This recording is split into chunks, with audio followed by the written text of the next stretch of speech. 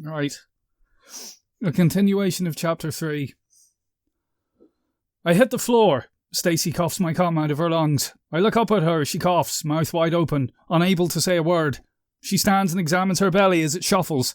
It moves about like it's filled with a million cockroaches. And between her legs, a skeletal hand is reaching out of her. What the fuck? Finally comes out of me as I crawl away. Stacy just watches her body in amazement as the hand clutches onto her leg and pulls. Another hand emerges and grabs her other thigh, trying to pull itself out of there. Then it dawns on her. Yes, Stacy, this is actually happening to you. She looks at me with wide, dilated pupils, frightened of her own vagina. Help, she says, her voice a soft croak. I leapt to my feet and grabbed the skeletal hands away from her thighs. I have no idea what I think I'm doing. I pull on the skeletal arms and the skull pops out at me, animated, chattering its teeth. Stacy grabs onto the bed frame and I pull as hard as I can, ripping the skeleton halfway out.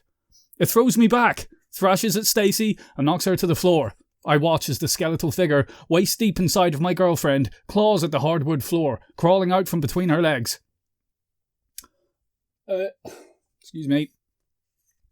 Stacy is crying in panic now, her face bright red, her mouth drooling wide open, her eyes so squinty wet that she can't see anything anymore. Do something, she cries, but I don't know what to do. I pick up a turtle-shaped lamp and hit the skeleton with it. The turtle's head pops off. I hit harder, then harder, until I find the right angle to break its skull. I cut my hand on the shattered lamp. Blood spills onto the corpse. It's still moving. Flesh begins to grow on its bones like moss, lightning fast. The lamp is in little pieces and my blood is leaking everywhere. Stacy screams in Russian at me, angry profanities that I don't understand. I step away from the corpse. It is growing organs. Blood-red balls fill the eye sockets of the skull, and the skeleton looks up at me. It releases a deep moan. I run to the corner of the room and pick up the nightstand, knocking clocks, glasses, a jar of coins all over the floor. The skull watches me, cries at me, as I lower the nightstand onto its neck. Then I drop all of my weight on top of it. A loud crack. It stops moving. It stops moaning. I turn over the nightstand. Its spinal cord has been severed, its head crushed. Blue ink dribbles out of its mouth. Stacy whines, shrieking at the corpse still halfway inside her.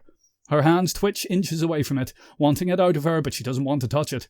I pull on the corpse, but it pulls Stacy with it. The cries. I pull again. She just moves again. Hold on to the leg of the bed, I say in the calmest possible voice.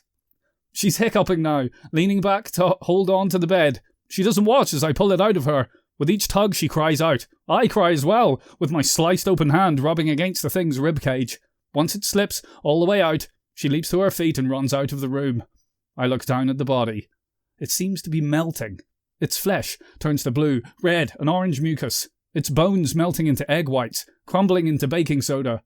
I drape the big fluffy blanket over its body and leave the room. It's the end of the fucking chapter.